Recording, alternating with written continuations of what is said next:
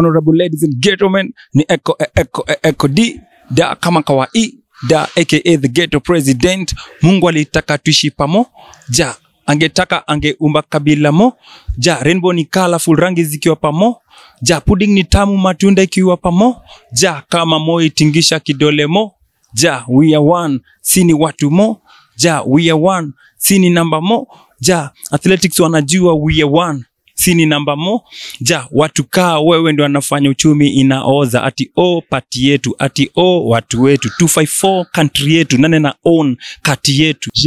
Ladies and gentlemen, ni Eko hapa. I'm a ghetto president. Subscribe to Mpasho YouTube channel. Shaham Bamba.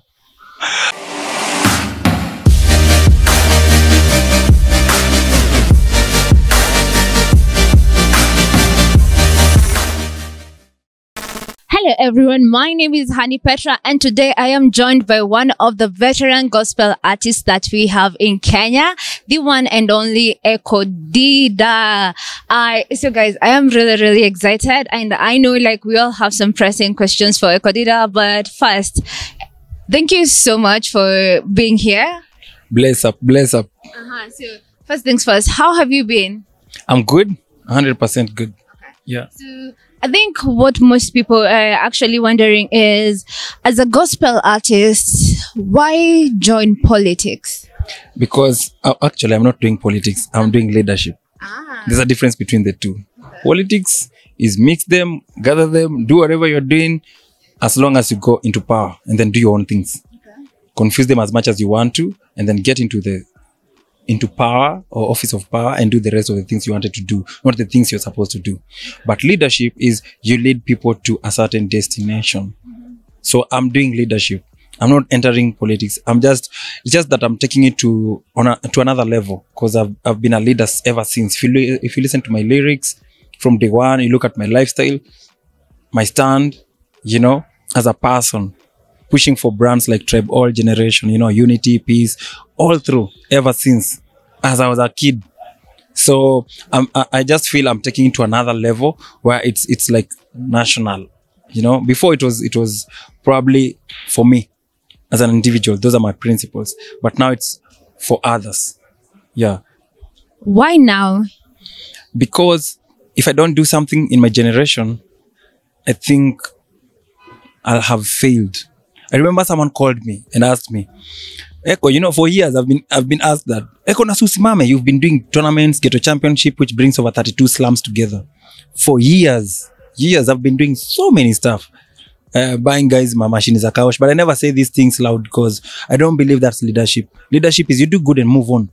You did it for the people. If you water a tree, you need to leave it there to grow. See issue ya kwenda kuambia watu, you know, mimi ndio nimewater ile, that's pride and all that. And that doesn't go well with, or sit well with my beliefs and my religion as a Christian who follows Christ. You do good and move on. So guys were telling me, Eko Joe, maybe you are the leader that Kenya will never have, because you choose to sit and just speak through your music and your lifestyle. Probably you should take the seat and do something about it. And we see your leadership skills and quality inaweza fanya change.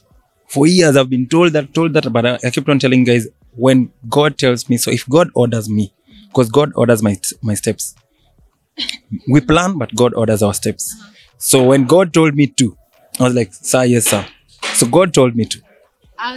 That's something really interesting that you mentioned. So I know, just like many other people, like they'll be wondering, like, how did God talk to you? How did you know it was God's voice telling you that, Eko Dydda, I want you to run for Mathare North. I want you to represent my people. The same way he told me to become an artist. When I wasn't an artist, I was a footballer.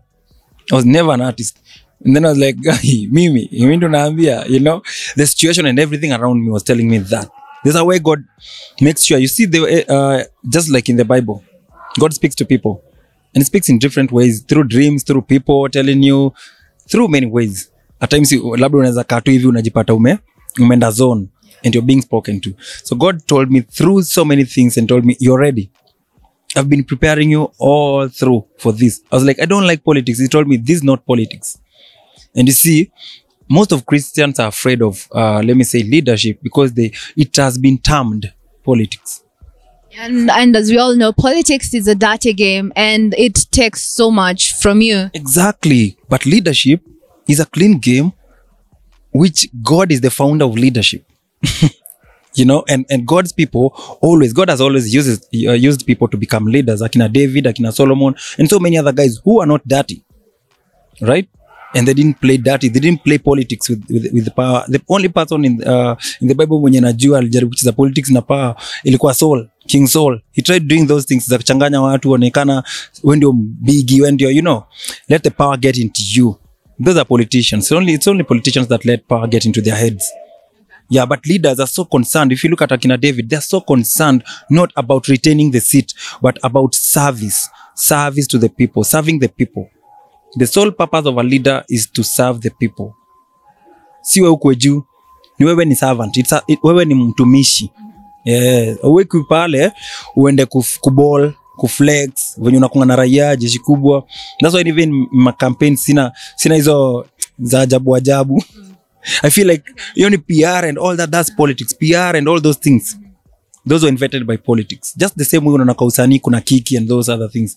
Wewe si a real artist. Real artist will just sing without hizo vituko. A real footballer will just play without any extra curriculum activities chini ya maji na huko za kumpush or buying numbers and all that. Politics utapata iko same way. A real politician will do whatever. Utasikia wewe wamechoma huku ndio watu wapige nduru alafu kuja na zima moto. You see that's politics. Wewe ndio umewashia moto alafu unakuja kuizima uonekane venye umesaidia society. Wewe ndio ulitumana, you get stuff like that. Ama mna plantia opponent vituko zingine ionekane alikuharibia kwako. You see such stuff. But a real leader will be like, it's all about policies. Sera zangu. What I want to do, my manifesto. Yes. And my belief in uniting people and working for them. Na ni service. In fact, hata nashanga wale leaders ati hawezi patikana na wewe ni kiongozi. Like seriously, coaches hapatikani na wachezaji wake. Coaches anapata ofisi kwa kiwanja kiwezekana. Like I know, but sometimes like maybe we don't know how it operates out there. Maybe things do get busy. Maybe there's like stuff to do. I feel like I'm telling you honestly, yeah? Even as an artist, we have an office. You know, your power as an artist. So you're saying you're accessible to your fans? You should be accessible. I'm accessible. I always give my numbers on air every single day, Annie. And people behave. We've been tumekana hapa karibu I think 10 minutes. You haven't had my phone ring. Watu wanajua, they just know. Watu si ati watu ukiwa na namba yako watakuwa wanaharibu ama ukiwa na ofisi watu watakuwa kuja kuongea kitu it makes sense. They will know easy base in your office. We only come when you have issues to be sorted ama issues that we want to see sorted out kwa mtaa. But look at most of MCAs, hawana hata maofisi. I don't know whether area yako unajua ofisi ya MCA ukitakata basaris unajua mali pa kuipata.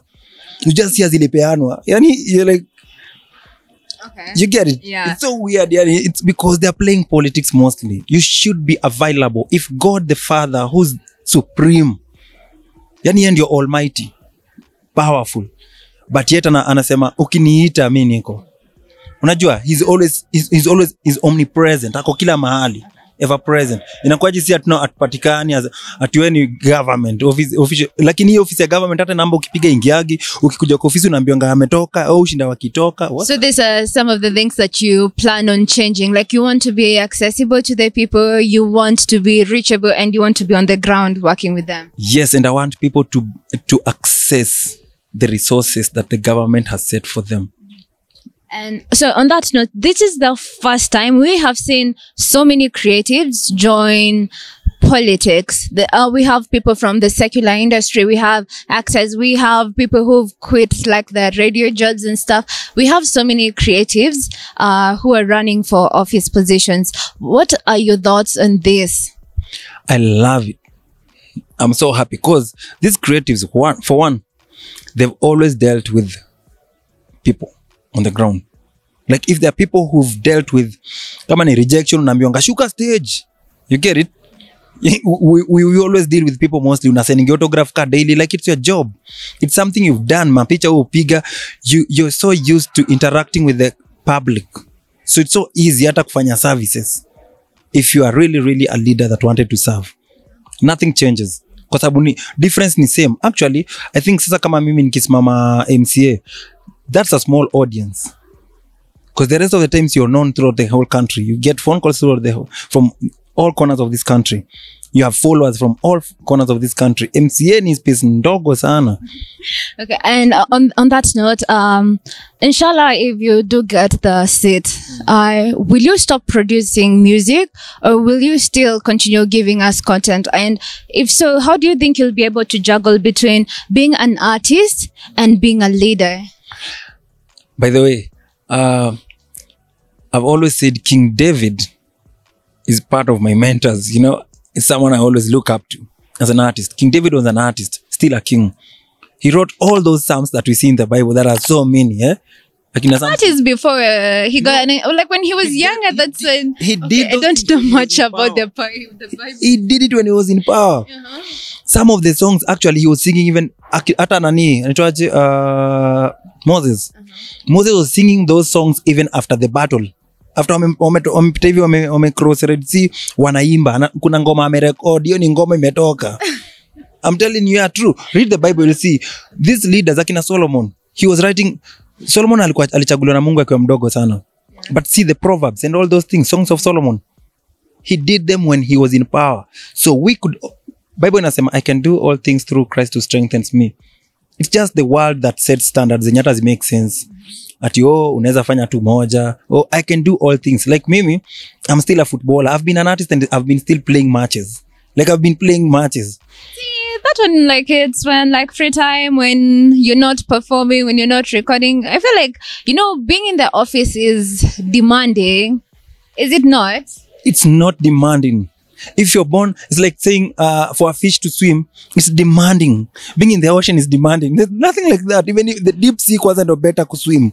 The deeper the sea, the better, the easier to swim for a fish. Because it's iko adaptations za kuishi kwa hiyo habitat yake. As a leader, I'm born a leader, and God groomed me towards being the person I am. So I don't feel in a demand. I feel that office ikiwa so simple and small. Kwani nini ndo nafanya in hiyo office? That sisi and studio ni record. Na studio kwa na record the whole day. Exactly, I take 2 hours and nishamaliza ngoma. Umemaliza, you go back. You serve your people. I record at night even. See, watu kuja office at night, right? I could still go to studio, do a song at night, and by there I go to studio and do like 3 songs same night. Like right now, I'm recording songs. As we speak, yesterday I was working on a collabo, and at the same time, niko kwa ground. Campaigning. And at the same time, I'm attending matches, tunacheza game. Na at the same time, niko kwa study na kusupport wachezaji wengine. Wakicheza game. So I can do all things. It's just limitations. It's all in the mind. Just the same way they say time is an illusion.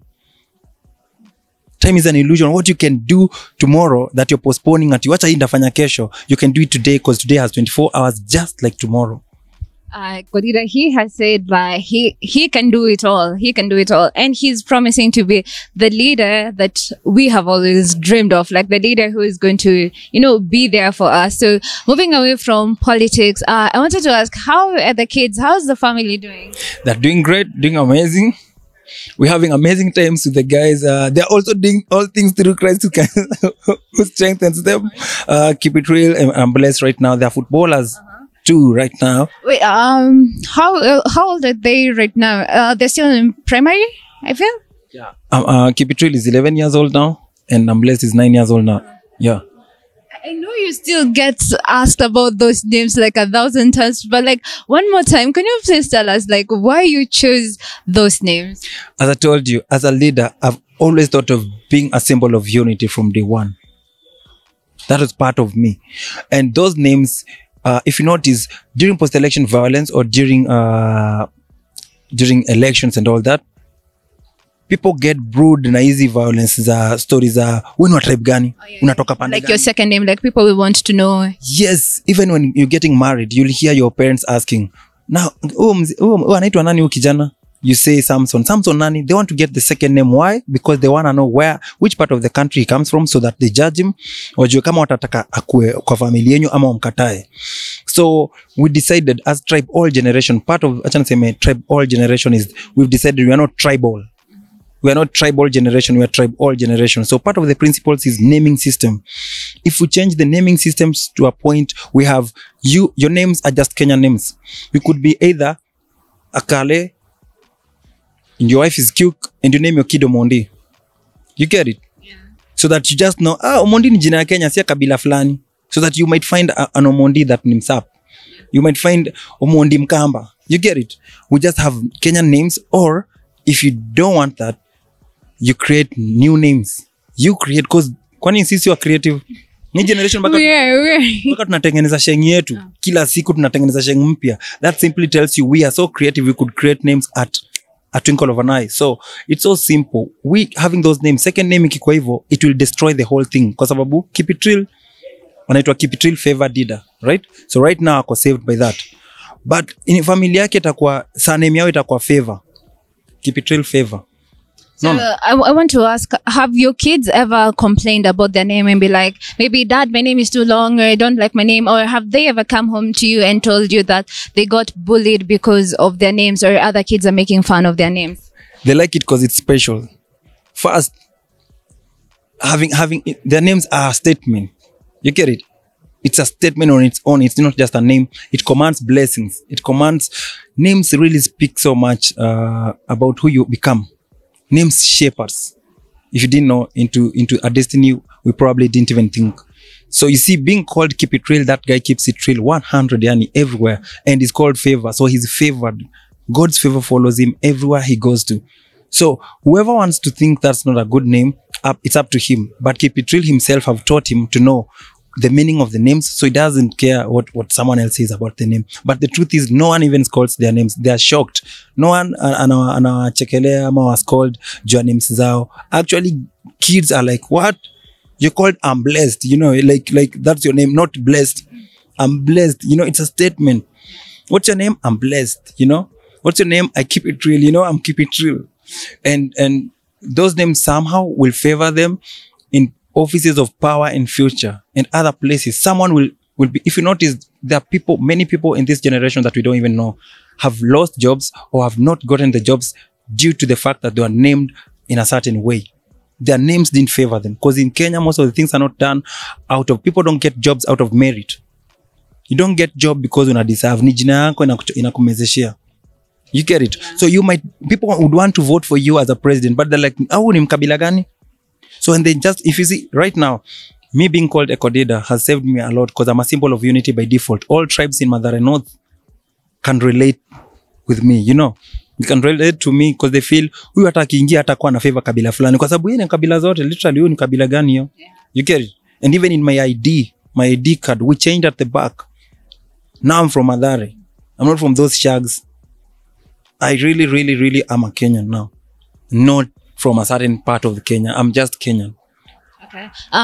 As we wind up, I wanted to ask you, some time back, I think like 2-3 years ago, there was drama revolving around your marriage. I don't really want to touch much into it. I just want to know, like, what lessons did you learn from everything that happened, and what would you like to share with the young generation as people get into dating and marriages, like about choosing your partner and how to handle online drama?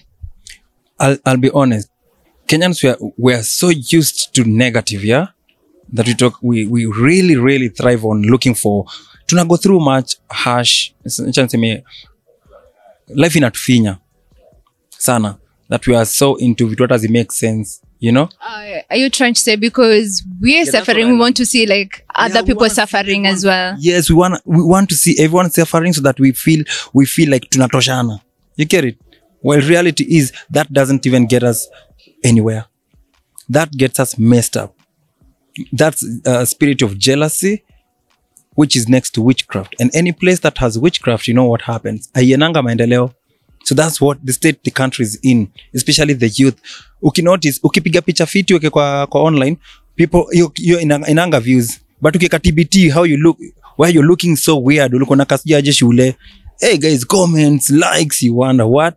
Guys like it, like when you tone down and look average. Guys don't want success. You know, I've been married for the past how many years. Had a wonderful family for the past.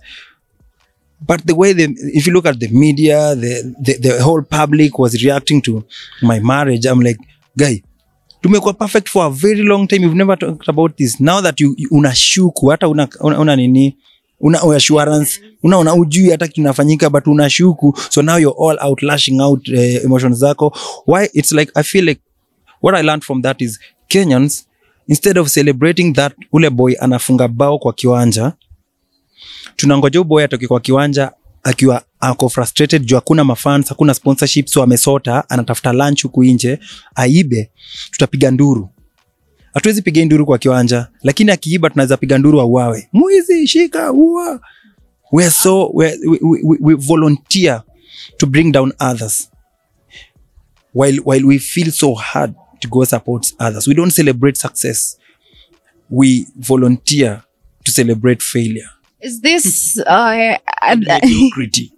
Are these the reasons why you chose to actually, it was more of support and come through for DJ Mo when he was going through almost a similar situation? Yes, because his marriage has been imperfect for a very long time. Just a slight. But you know, you guys are Christian leaders. We look up to you. You sing for us all this music and we expect you, you know, like people there will expect you to be perfect because you've said you're Christian. I feel that's one of the reasons why you get criticized more. I'll be honest, it's not about that. How many times do you fail Kiswahili, the same subject probably you're passing throughout your whole life? Do you get judged based on that by the teachers in the whole class? Yeah? When you fail on a subject that you're really, really perfect on, do you get judged by that? Even in football, same good player, Cristiano, scores almost all penalties. And then when he loses one, do we criticize him and feel like, ameisha juu ya moja? Really? Exactly. It simply tells you the type of people we are. From inside, we are hurting. As Kenyans, we are hurting. But that ain't supposed to be what's gonna destroy our future because we planned wrong by wishing others to fail or wishing others bad. And this is my message to the youth and the entire country, and especially the media who air all these things. Even though unaona inakuja na views mingi ukiongea negative juu watu wanataka kutafuta, I'll be honest, choose to do right, choose to stick with positive, because good news will always nourish you for future. You plant bad, you find it at some point. You see so many people wanataka kuview waone waongee wao wote na wewe mnajingiza kwa mess because you're planting that. It's a spirit you're planting. At some point lazima urip. You can't sow a seed and ukose kuirip. And that's why unaona kuna zidi kuwa kubaya. Mpaka inakuwa tukiwa kuzuri tunashindwa nini mbaya. You get it? Kumekuwa kubaya mpaka ukiwa kupoa tunashindwa nini mbaya. Hakuna scandal. I remember some guys even asking me, "No funny scandal? Wait, really now?" Kutafuta kiki. Exactly. I'm like, seriously? Yani India the normal now. Janini, you see that? Yo kusemati negative cells has brewed this now. That every single thing we are doing now is being doubted. You have to mix it with some other things. So now you're doing amazing, crazy songs, but people were like, no, kuna kitu mjafanya. Fanya kiki, fanya scandal. Tuone tu review ndo tukuje tuone ngoma. Like right now, issue ya vidole is trending right now juu ya story ya Zimbabwe. Apparently Vidole is a really, really great song and has been a great song for very many years. But right now, inaka imepanda sasa level ingine yenye si ya kawaida hata shosho ataisikia. Not because of the lyrics, not because of the awesome beat, awesome flow, awesome content, because of the toes and the fingers. Really now? See, I get what you're saying. As Kenyans, due to your pain tunapitia, we've reduced ourselves to mediocrity. That unaona kama Steve-O ana hit most of the times juu ya vitu zingine instead of kuhit juu ya music, which is weird. You know, we should celebrate these guys because of music, because this will brew more average, more average and mediocre stuff. If we celebrate a footballer not because of the goals he scored, but because venye alihatabao. Really now? So what are we teaching the kids who are gonna copy this? Okay. That success is not being celebrated. Mediocrity is being celebrated.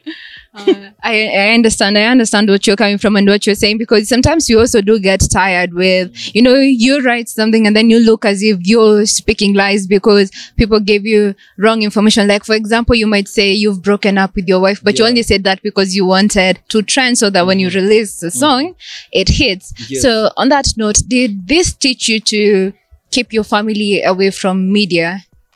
No, it didn't teach me to do that. It didn't. My family will always be everywhere it's supposed to be. Where God wants it to be, it will always be there. If people are not excited about that, I don't care. I only care about God's opinion. Because people's opinion, some people, as I told you, some people ni mediocres. Na wamejam sana na life na wanataka kila mtu ashuke chini. So wewe ukianza kuwafurahisha wao, then utamanisha utaka kuchuka ndio wafurahishe wao. Yeah. And that's not God's will. Okay. I've been with Eko Dydda, footballer, musician, and now running for the Mathare North seat. He has said he was ordained by God to run for this seat, and he is going to be an amazing leader. He's still going to give you music as he's in power. Is there anything you'd like to add as we wrap this up? This is what I'll say to all out there. To the whole entire nation. Don't vote for a party. Vote for leaders. That's the mistake we've been doing over and over. The first time I voted in 2007, I voted for a party. And only to realize there's no day government itapatia budget party kafanya kazi kwa ground, inapatia kiongozi. So if you chose a wrong leader akiwa amejificha kwa party yenye unapenda, you're doomed for 5 good years. The other thing, as youth, we are majority. We have numbers. But the biggest problem we have is we take these things so lightly. When it comes to elections, tunaichukua kama mchezo. Tuchukua kura, na tuchukua kura, tunapiga nazo raundi, tunaanza kusema, tupatio za macho and all that. I'll be honest. Let's be serious this season. This time.